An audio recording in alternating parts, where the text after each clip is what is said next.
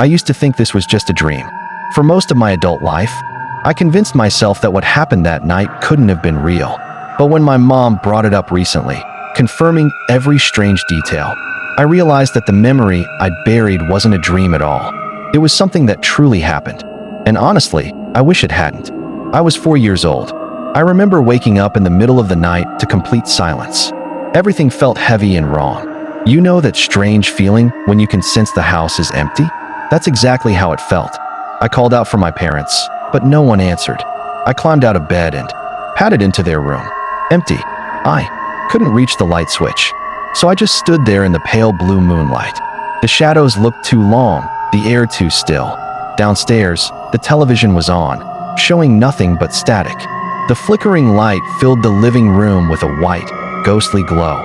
And every few seconds, red light would flash through the curtains, like something burning outside. Then I went into the kitchen. At first, I didn't see her. She was sitting perfectly still in the dark. When she spoke, her voice made me freeze. "Don't turn on the light," she said. Her tone wasn't angry, it was soft, almost kind, but something about it felt wrong. In the dim moonlight, I could see the outline of her body at the table. She was old, very old, and completely naked. I should have been terrified, but I wasn't. Not yet. She told me she was a neighbor, that my parents had gone out and sent her to take care of me. "Don't worry," she whispered, smiling faintly. "I'll always be here." Then came the sound of a key turning in the front door. My parents were home.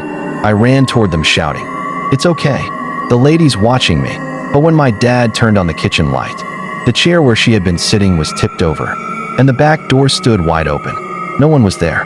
Years later, when Mom reminded me of that night, she said they'd stepped outside for only 5 minutes. There'd been a house fire down the street. Explaining the red lights, I remembered, but she also said that when they returned, they found a jar of something on the table, coated in a clear, slimy substance. I used to say the woman was slimy, but as a kid I couldn't explain what I meant.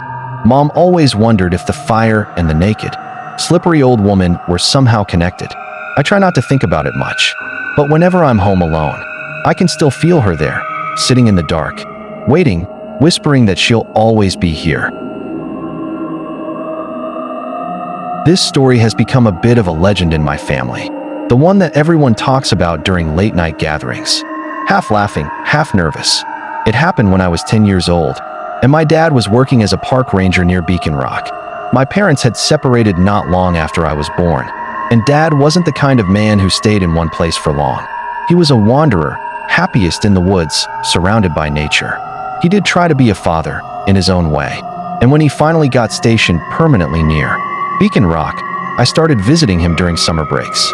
That particular summer, we spent our days fishing, hiking, exploring, and talking about animals. I was obsessed with the local Bigfoot legends. Dad always rolled his eyes, calling them forest fairy tales. But secretly, I think even he wasn't sure. One evening, Dad got a call about a missing hiker. It was already dark, but every available ranger was needed for a search. I could tell he didn't want to leave me alone at the cabin, but I promised I'd be fine. I had my Wii and snacks, 10-year-old paradise. After he drove off, I played video games for hours. When I finally put the controller down, the cabin felt quiet. Too quiet. The woods outside were pitch black, and every creak of the floorboards echoed like thunder. Then I heard it, footsteps on the porch. At first, I thought it was Dad returning early, but the steps were slow, heavy dragging. Whoever it was didn't use a key. Instead, the doorknob started to rattle. My stomach dropped. Dad always used his key. I crept closer to the front door, trying to look through the small window beside it. The rattling stopped, like whoever was out there realized I was watching. Then I caught a smell, thick, musky, wet, like a dog that had been rolling in mud. The scent was so strong it almost made me gag. Dad had described that smell before, when talking about Bigfoot sightings. My pulse raced. Could it be real? I held my breath and listened. 3 slow, deliberate knocks echoed against the wood. Tap, tap, tap. Before I could move, a crash came from the other side of the cabin, splintering wood.